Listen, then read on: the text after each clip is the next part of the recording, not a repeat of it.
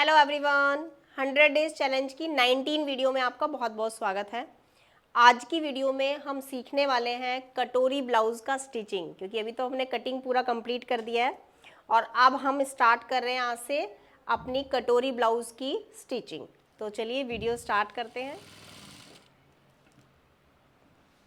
सबसे पहले हमें फ्रंट वाले पार्ट में जितने भी पार्ट्स कटिंग किए हैं उनको एक साथ स्टिच कर लेंगे। वैसे ये अंडरग्राउंड भी बन सकता है ब्लाउज़, लेकिन हम इस बार अंडरग्राउंड नहीं बना रहे हैं। हम पहले सारे पार्ट्स को स्टिच करेंगे, उसके बाद हम जॉइंट करेंगे। अंडरग्राउंड अगर बनाते हैं तो उसमें लाइनिंग हमारा बिल्कुल परफेक्टली होना चाहिए। परफेक्टली मतलब फ्यूजिंग लगा हुआ होना चाहिए, और इस बार हमने अपनी लाइनिंग में फ्यूजिंग नहीं लगाया, तो इसीलिए हमने सिर्फ और सिर्फ मेन फैब्रिक पे रख के फ्यूजिंग लगाया है। मेन फैब्रिक पे फ्यूजिंग लगाएंगे, और लाइनिंग अगर आपका विदाउट फ्यूजिंग वाला है तो आप ऐसे ही स्टिच कर देंगे। पहले तो सभी पार्ट्स हम स्टिच कर रहे हैं,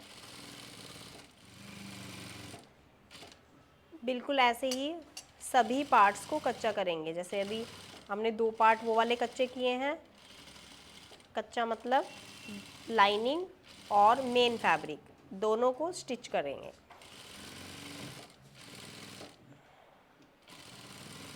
तो इस तरह से हमने सभी पार्ट्स को स्टिच कर दिया है। अब जो हमारे कटोरी वाले पार्ट हैं, जैसे एक ये वाला पार्ट है और एक ये वाला पार्ट है, इन दोनों पार्ट को पहले हमें प्लेट डालना है, क्योंकि यहाँ पे प्लेट का ये जो निशान दिया हुआ है ना, इसके ऊपर पहले हम ऐसे इसको फोल्ड कर देंगे। फोल्ड करने के बाद आप ये चीज़ नोट करेंगे कि ये दोनों पार्ट इक्वल हैं या नहीं है। अगर इक्वल नहीं है, छोटा और बड़ा हो रहा है, तो इसका मतलब आपने जो शेप डाली है वो गलत डाली है। तो या तो आपने कुछ भी कटिंग में मिस्टेक किया है या फिर आपने ड्राफ्टिंग में मिस्टेक किया है। सबसे पहले ये वाली प्लेट डालेंगे। प्लेट डालने के लिए आपको सिलाई का गैप छोटा कर लेना है, निशान के ऊपर से ही सिलाई लगानी है।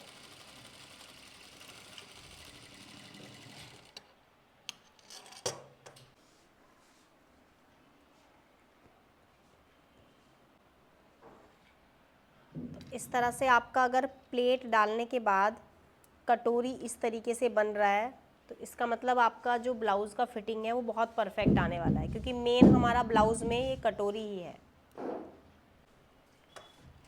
और दोनों पार्ट में बिल्कुल इसी तरह से प्लेट डालेंगे।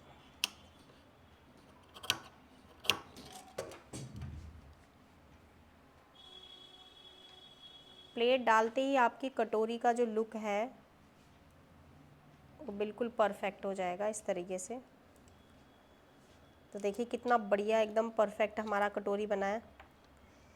अब ऐसे ही हम स्टेप बाय स्टेप काम करेंगे, और सिर्फ आपको प्लेट को इस तरह से एक साइड में करना है, दोनों साइड में नहीं करना है। यहाँ पे ऐसे मार्जिन को, क्योंकि यहाँ पे हमें प्लेट को काटना पड़ेगा वरना, तो एक ही साइड में करेंगे ऐसे, और दोनों कटोरी हमारा बिल्कुल परफेक्ट बन गया है। अब इस कटोरी को आपको इस पार्ट के साथ अटैच करना है। तो इस पार्ट के साथ आप ये वाला कटोरी अटैच करेंगे, लेकिन अटैच करने से पहले आप ऐसे चेक कर लेंगे और यहाँ पर चॉक से निशान लगा देंगे, क्योंकि ये दोनों निशान आपके ऐसे मिलने चाहिए। इससे आपको आइडिया हो जाएगा कि यहाँ से यहाँ तक आपको ऐसे अटैच करना है, फिर यहाँ से यहाँ तक अटैच करना है। इससे आपका ये पार्ट भी छोटा बड़ा नहीं होगा। अब हम इसको ऐसे फोल्ड करेंगे, और यहाँ पे हम ऑलरेडी निशान लगा चुके हैं जहाँ पे हमें सिलाई लगानी है। तो इस पॉइंट को हम ऐसे सेट करेंगे, और जो निशान लगाए हैं उस निशान को इसी के साथ ऐसे अटैच करेंगे।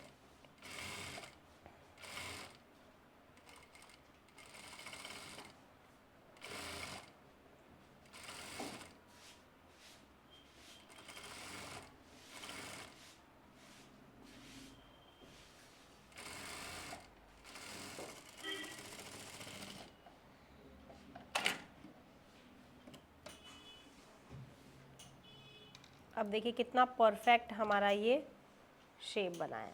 तो इस तरह से आपको फ्रंट वाले पार्ट को रेडी करना है। बिल्कुल ऐसे ही दूसरा पार्ट भी जॉइंट करेंगे और उसको भी रेडी करेंगे। यहाँ पे भी आपको इन दोनों पार्ट को इस तरह से मिलाना है और चोक से ऐसे निशान लगा देना है। इसको पलट देंगे ऐसे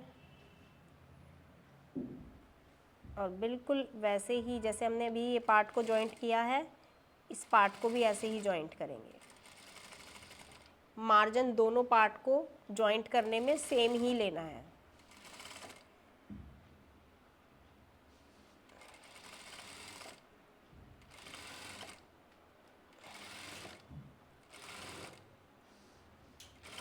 और अगर आपका कटिंग बिल्कुल सही होगा तो ये दोनों पार्ट अगर आप जॉइंट करेंगे तो बिल्कुल वहाँ से और यहाँ तक इक्वल ही आएगा। देखो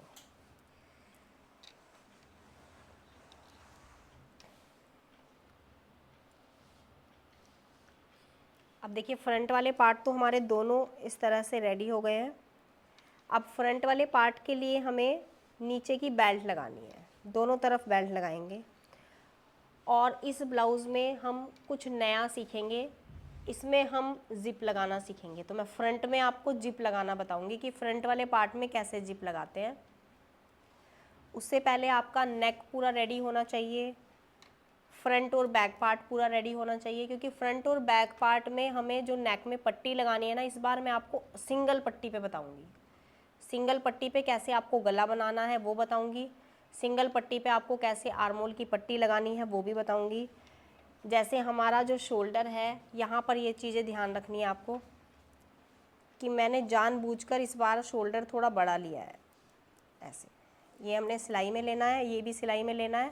तो ये जो रेडी है हमारा, ये हमारा इतना पार्ट रेडी आएगा।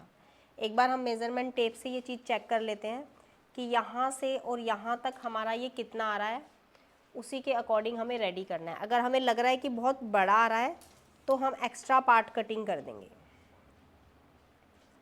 जैसे हमें चाहिए होता है 2 इंच का पट्टी, लेकिन इस बार मुझे थोड़ा सा ऐसा लग रहा है कि पहले वाली ब्लाउज से इसको थोड़ा डिफरेंट बनाया जाए ताकि आपको कुछ नया सीखने को मिले। तो यहाँ पे हम 2.5 इंच का पट्टी रखेंगे। तो नेक का जो ब्रॉड होगा ना, वो आपको ये नहीं सोचना है कि नेक का ब्रॉड कटिंग कर देंगे तो ज़्यादा हो जाएगा, शोल्डर गिर जाएगा, क्योंकि उसकी प्रॉब्लम मैंने आपकी सॉल्व कर दी है पिछली ब्लाउज़ में।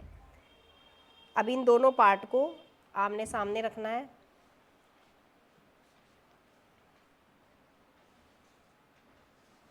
इस तरह से। और जो भी आपको लग रहा है यहाँ पे एक्स्ट्रा, वो कटिंग कर देंगे। क्योंकि अभी मुझे ना ये वाला पार्ट बहुत बड़ा सा लग रहा है, क्योंकि ये चीज़ ना मैंने सोचा था कि पहले थोड़ा चौड़ा कर दूंगी, लेकिन अभी मैं पहले ही इसको इतना कटिंग कर देती हूँ। हमने 3 इंच की पट्टी ली थी ड्राफ्टिंग में, लेकिन दोनों साइड से एक्स्ट्रा लिया ना तो कम हो, क्योंकि ये अब हमारे हाथ में है। अभी हमने कुछ भी कटिंग नहीं किया, ना ही गला कटिंग किया है और ना ही हमने अभी आर्मोल का डिसाइड किया है। आर्मोल भी हम कम या ज़्यादा अभी कर सकते हैं। वैसे ये आप पहले ही फिक्स कर लेंगे तो सिलाई के ऊपर ही आपका पूरा ब्लाउज़ रेडी हो जाएगा। और यहाँ पे देखिए मेरा जो आर्मोल है, हमारा ब्लाउज़ है, पूरा एकदम परफेक्ट है, ऊपर नीचे से दाएं बाएं से हर जगह से। अब इस पार्ट को हम ऐसे रखेंगे और अगर आपको लग रहा है कि यहाँ से नेक को कटिंग करने की ज़रूरत है तो हम यहाँ से डीप उतना ही लेंगे, बस ब्रॉड, क्योंकि मुझे ना नेक को हमेशा ब्रॉड बनाना बड़ा पसंद है। नेक जितना ब्रॉड होगा उतना ही मुझे बहुत अच्छा लगता है, क्योंकि शोल्डर गिरने की प्रॉब्लम तो नहीं आती मेरे साथ, इसीलिए मैं यहाँ पे नेक को जितना मर्जी ब्रॉड कर दूँ। आर्मोल शेपर से आप ये वाली शेप डाल सकते हैं, मैं तो हाथ से डाल रही हूँ, लेकिन अभी मैं आर्मोल शेपर का यूज़ भी आपको बता देती हूँ। आर्मोल शेपर और ट्रायंगल शेपर से अगर इन फ्यूचर आपके साथ भी ऐसा हो रहा है, कई बार ऐसी सिचुएशन आ जाती है कि हम बाद में डिसाइड करते हैं, कटिंग कर लेते हैं, लेकिन बाद में लगता है अरे नहीं ये तो कट स्लीव बनाना था, अरे नहीं ये तो मुझे अभी डीप नेक में बनाना था। तो आप अगर चेंज करना चाहते हैं तो चेंज कर सकते हैं। जैसे हमने यहाँ पे स्ट्रेट लाइन बना दिया, उसके बाद मैं शेपर को ऐसे रखूँगी और यहाँ से ऐसे शेप दे दूँगी। तो ये हमारी नेक देखिए कितना बढ़िया एकदम परफेक्ट बना है। तो यहाँ से हम ऐसे कटिंग कर देंगे। तो देखिए जो मैंने एक्स्ट्रा लिया था ना ड्राफ्टिंग में, वही कटिंग हो गया है। मतलब मुझे जितना ड्राफ्टिंग में लिया था ना मैंने, उतना मुझे अपना रेडी करना था, लेकिन वो मैंने मार्जिन उसी में ले लिया, तो इसीलिए मुझे थोड़ा सा कटिंग करना पड़ रहा है।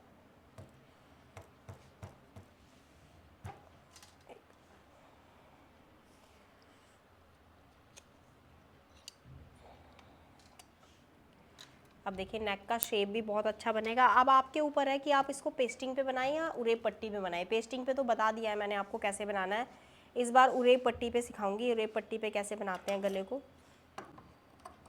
तो पहले अब हमें यहाँ पे नीचे वाला जो बेल्ट है वो रेडी कर लेते हैं। अब इसके बाद हमें प्रेस करना है। प्रेस के लिए भी हमारा मार्जिन बिल्कुल फिक्स होता है। जिस साइड में आपको जो मार्जिन रखना होता है वो बिल्कुल फिक्स है। जैसे ये वाला जो आपका मार्जिन है ये इस साइड में होगा, ये वाला मार्जिन इस साइड में होगा। पहले हम ओवरलॉक करेंगे उसके बाद, लेकिन मैं आपको प्रेस करके दिखा रही हूँ क्योंकि नेक्स्ट हम आपको नेक्स्ट वीडियो में ही बताएंगे कि आपको कैसे इसका बेल्ट लगाना है, कैसे अब इसकी फ़िटिंग देनी है। क्योंकि हमने जो ब्लाउज़ को यहाँ तक रेडी किया है, यहाँ तक हमारा ब्लाउज़ बिल्कुल परफेक्टली रेडी है। देखिए दोनों साइड का हमारा जो ब्लाउज़ का फिटिंग आ रहा है वो तो बिल्कुल परफेक्ट आ रहा है। तो बॉडी पे जाने के बाद भी हमारा ये बिल्कुल परफेक्ट ही आएगा। तो इस तरह से आपको दोनों पॉइंट्स को बनाना है। कटिंग परफेक्ट होगा तभी आपका ये वाला भी परफेक्ट आएगा। ठीक है, तो देखिए ये पॉइंट हमारा बनना बहुत ज़रूरी है अगर आप कटोरी ब्लाउज़ बना रहे हो। कटोरी ब्लाउज़ में मेन तो यही पॉइंट होता है। तो इस तरीके से आपको ये वाला पॉइंट बनाना है। अब हम इसका बेल्ट कटिंग करेंगे और बेल्ट कटिंग करने के बाद बैक पार्ट रेडी करेंगे। उसके बाद एक साथ शोल्डर जॉइंट करके हमें इसमें पट्टी लगानी है। तो वो हम आपको नेक्स्ट वीडियो में बताएंगे कि किस तरह से आपको पट्टी को कवर करना होगा, कैसे आपको शोल्डर जॉइंट करना होगा और कैसे आप नीचे वाली बेल्ट कटिंग करेंगे। तो चलिए एवरीवन, मिलते हैं आपसे नेक्स्ट वीडियो में। तो इस वीडियो में हमने फ्रंट पार्ट की कटोरी बनाना सीखा है। बहुत ही यूज़फुल वीडियो था ये, और बहुत सारी चीज़ें आपको सीखने को भी मिली होंगी कि कटोरी ब्लाउज़ में क्या इंपॉर्टेंट होता है, पॉइंट इंपॉर्टेंट होता है, या हमारी कटोरी ब्लाउज़ का जो कटोरी होता है वही सबसे ज़्यादा इंपॉर्टेंट है, इसीलिए इसको कटोरी ब्लाउज़ भी कहते हैं। नेक्स्ट वीडियो में हम बैक पार्ट रेडी करेंगे, बेल्ट कटिंग करके उसको भी रेडी करेंगे और अपने पूरे ब्लाउज़ को स्टिचिंग करना सीखेंगे। तो नेक्स्ट वीडियो स्किप नहीं करना है, क्योंकि नेक्स्ट वीडियो में भी आपको वो सारी चीज़ें सीखने को मिलेगी जिसमें आपने पिछली वीडियो में स्किप कर दिया था। क्योंकि पिछली वीडियो में वो बना नहीं पाई थी, शोल्डर जॉइंट करने वाला, आर्मोल में पट्टी लगाने वाला, और इस बार तो हम पूरे नेक में पट्टी लगा रहे हैं।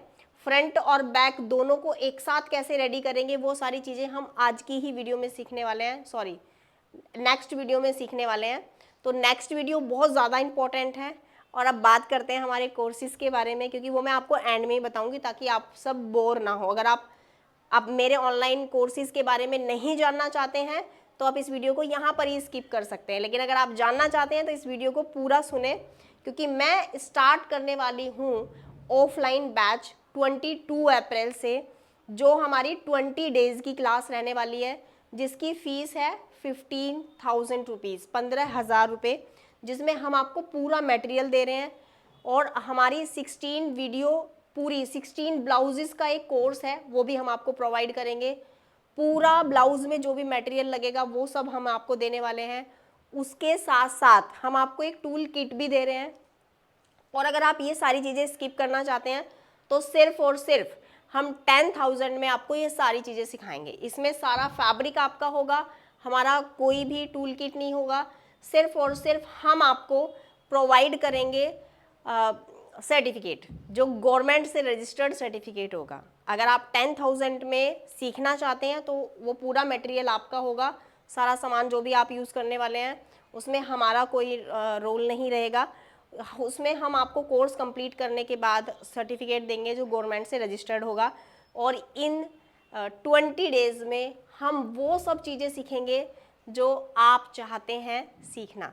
क्योंकि अभी तक आपको आर्म होल में प्रॉब्लम आ रही थी, शोल्डर ड्रॉप हो रहे थे, तो वो सारी चीज़ें ही तो हम 20 डेज में आपको कवर करा रहे हैं, ताकि यहाँ से जाने के बाद विद इन 20 डेज में आप अपना बुटीक ओपन कर सकें, आपके अंदर वो कॉन्फिडेंस जिसमें कि आप वो सारी चीज़ें सीख जाएं, शोल्डर कैसे डाउन होता है, शोल्डर क्यों गिरता है, आर्म होल में झोल क्यों आता है, क्या रीज़न होता है। तो वो सारी चीज़ें आपकी हमारे ऑफलाइन क्लासेस में कवर होने वाली हैं, क्योंकि वहाँ पर हम आपको डिटेल्स में सिखाएंगे और आप तो हमारे फेस टू फेस सारे डाउट्स भी क्लियर करने वाले हो, क्योंकि यहाँ पर ऑफलाइन में जब आप सीखेंगे तो हमारे डाउट्स तो वैसे ही क्लियर हो जाएंगे। तो ये था हमारा ऑफलाइन बैच का पूरा परफेक्टली। अगर आप ज्वाइन करना चाहते हैं तो स्क्रीन पर नंबर दिए गए हैं, उन नंबर पे आप हमसे कॉल कांटेक्ट करके पूरी डिटेल ले सकते हैं, क्या क्या चीज़ें हम दे रहे हैं, किस किस तरीके से हमारा फैब्रिक होगा और उन 20 डेज़ में हम आपको क्या क्या चीज़ें सिखा रहे हैं। Thank you so much. तो मिलते हैं आपसे नेक्स्ट वीडियो में। Bye bye, take care.